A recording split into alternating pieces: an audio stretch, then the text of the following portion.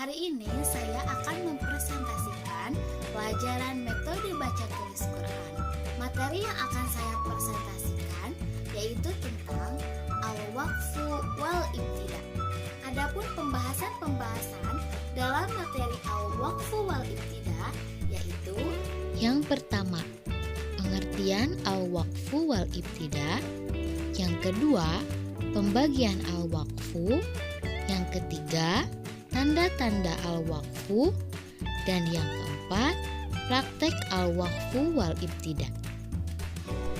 Sekarang masuk ke dalam pembahasan pertama, pengertian waqaf dan ibtida.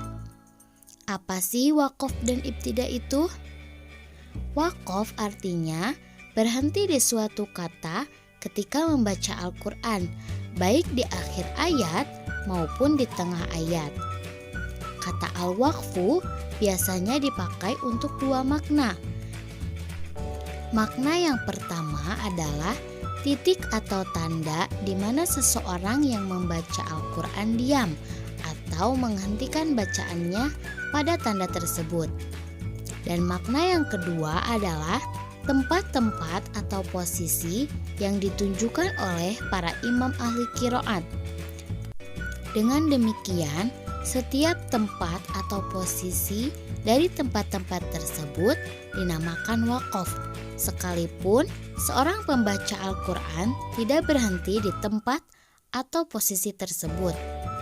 Nah, untuk mengetahui tempat-tempat berhenti yang tepat, diperlukan pemahaman terhadap ayat-ayat yang dibaca, sehingga setiap pemberhentian memberi kesan arti yang sempurna, walaupun tanpa terikat dengan tanda-tanda waqaf. Karena mengikuti tanda-tanda waqaf dalam Al-Quran tidak dihukumi wajib syar'i bagi yang melanggarnya. Sebagaimana perkataan Imam Ibnu Jazari, yaitu di dalam Al-Quran tidak ada waqaf yang berhukum wajib syar'i, juga tidak ada yang berhukum haram syar'i, kecuali karena suatu sebab.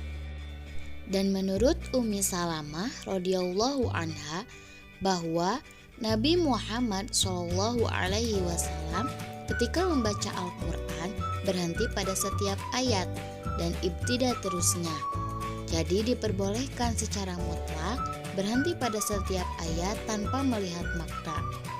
Waqaf juga bisa diartikan memberhentikan suara ketika membaca Al-Quran sebentar pada suatu kalimat untuk mengambil atau menarik nafas dengan niat untuk melanjutkan bacaan Al-Quran lagi, dan tidak ada tujuan untuk menghentikan bacaan Al-Quran sama sekali. Nah, kita perlu mengenal istilah-istilah terkait dengan membaca Al-Quran dan menghentikan bacaan sebagai berikut. 1. Iftitah. Iftitah adalah pembukaan dalam bacaan Al-Quran yang diawali dengan membaca isti'azah, basmalah, lalu diteruskan dengan membaca ayat. Yang kedua, waqaf. Waqaf adalah menghentikan bacaan atau suara sejenak pada akhir suku kata untuk mengambil nafas, dengan maksud hendak melanjutkan bacaan pada ayat berikutnya. Yang ketiga, ibtida. Ibtida adalah memulai bacaan kembali sesudah waqaf dari awal suku kata pada ayat berikutnya. Dan yang terakhir, qata'. Qata' adalah mengakhiri bacaan Al-Quran dengan memotong bacaan sama sekali. Dan apabila hendak membuka bacaan kembali sesudah melakukan qata', disunahkan membaca isti'azah lagi. Selanjutnya, pengertian ibtida. Ibtida menurut bahasa bermula, sedangkan menurut istilah menyambung bacaan semula sesudah menghentikan bacaan sementara karena bernafas. Ibtida adalah memulai bacaan kembali sesudah waqaf dari awal suku kata pada ayat berikutnya. Memulai membaca itu pasti dalam keadaan ikhtiar dan bebas bisa memilih dari mana. Dengan ini, maka kalau ibtida harus dari kalam yang mafhum dan tidak menjadikan rusaknya makna. Aturan ibtida ini sama dengan waqaf dalam macam-macamnya dan perbedaan-perbedaannya. Ada ibtida yang tam, kaf, hasan, dan qobih. Kalau waqafnya bisa tam atau kaf, ibtidanya itu juga bisa tam atau kaf. Kalau waqafnya qobih, ibtidanya harus mengulang dan memilih dari mana yang boleh dan baik. Tidak cukup hanya asal mengulang. Pembahasan selanjutnya yaitu pembagian waqaf. Waqaf dibagi menjadi 4. Yang pertama, waqaf ikhtibari. Yang kedua, waqaf idtirari. Yang ketiga, waqaf intizari. Dan yang keempat, waqaf ikhtiyari. Nah, apa saja sih maksud dari waqaf-waqaf tersebut? Yang pertama, waqaf ikhtibari, menguji atau mencoba. Maksudnya adalah waqaf yang dilakukan untuk menguji qori atau menjelaskan agar diketahui cara waqaf dan ibtida yang sebenarnya. Waqaf ini dibolehkan hanya dalam proses belajar mengajar, yang sebenarnya tidak boleh waqaf menurut kaidah ilmu tajwid. Yang kedua, waqaf idtirari atau terpaksa. Maksudnya adalah waqaf yang dilakukan dalam keadaan terpaksa, mungkin karena kehabisan nafas, batuk, atau bersin, dan lain sebagainya. Apabila terjadi waqaf ini, hendaklah mengulang dari kata tempat berhenti atau kata sebelumnya yang tidak merusak arti yang dimaksud oleh ayat. Yang ketiga, waqaf intizori atau menunggu. Maksudnya adalah waqaf yang dilakukan pada kata yang diperselisihkan oleh para ulama qiraat antara boleh dan tidak boleh waqaf. Yang terakhir, waqaf ikhtiyari atau pilihan. Maksudnya adalah waqaf yang dilakukan pada kata yang dipilih, disengaja dan direncanakan, bukan karena ada sebab-sebab lain. Adapun pembagian waqaf ikhtiyari ada 4 bagian. Yang pertama, waqaf tam atau sempurna. Maksudnya adalah waqaf pada akhir suku kata yang sudah sempurna, baik menurut tata bahasa maupun arti. Yang kedua, waqaf kafi atau cukup.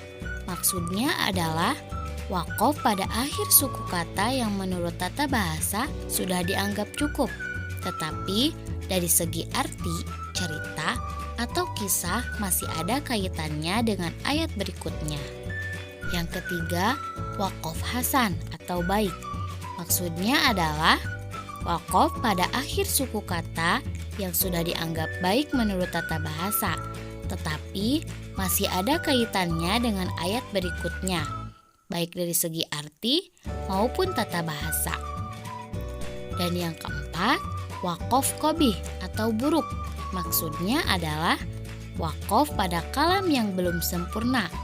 Artinya, karena adanya keterkaitan dengan kata berikutnya, baik secara lafal dan arti, sehingga menimbulkan arti yang tidak bagus, bahkan merusak. Pembahasan selanjutnya adalah tanda-tanda waqaf. Yang pertama, tandanya itu huruf mim. Namanya waqaf lazim. Tanda mesti berhenti. Yang kedua, huruf lam alif. Nama waqafnya adalah la waqfa. Tandanya tidak boleh berhenti. Yang ketiga, huruf po. Nama waqafnya waqaf mutlak. Tandanya sempurna berhenti. Yang keempat, huruf jim. Nama waqafnya waqaf jaiz. Tandanya boleh berhenti dan boleh terus. Yang kelima, zai. Nama waqafnya waqaf mujawaz. Tandanya boleh berhenti terus lebih baik. Yang keenam, huruf shad. Namanya waqaf murakhos. Tandanya dibolehkan berhenti karena mempunyai nafas pendek, tapi terus lebih baik. Yang ketujuh, huruf qofa. Nama waqafnya waqaf mustahab. Tandanya berhenti lebih baik, tetapi tidak salah kalau terus. Yang kedelapan, huruf qola. Nama waqafnya waqaf aula. Tandanya berhenti lebih baik. Yang kesembilan, huruf qaf. Namanya waqaf lila. Tandanya sebagian pendapat tanda boleh berhenti. Yang ke-10, huruf shola. Nama waqafnya waswal aula. Tandanya terus lebih baik. Yang ke-11, huruf ka. Namanya kadzalika mutabik lima qablahu. Tandanya berhenti seperti tanda waqaf sebelumnya. Yang ke-12, titik 3. Nama waqafnya waqaf mu'anakah. Tandanya boleh berhenti pada salah satu titik 3. Dan yang terakhir, huruf sin. Nama waqafnya saktah. Tandanya berhenti sejenak tanpa ambil nafas. Pembahasan selanjutnya yaitu praktek al-waqfu wal-ibtida dalam juz 1. Cara berwaqaf. Waqaf dalam membaca Al-Quran dapat dilakukan dengan cara-cara sebagai berikut, yaitu yang pertama, akhir suku kata dimatikan dalam bacaan apabila berharkat fathah, kasroh, domah, kasrotain, atau domatain.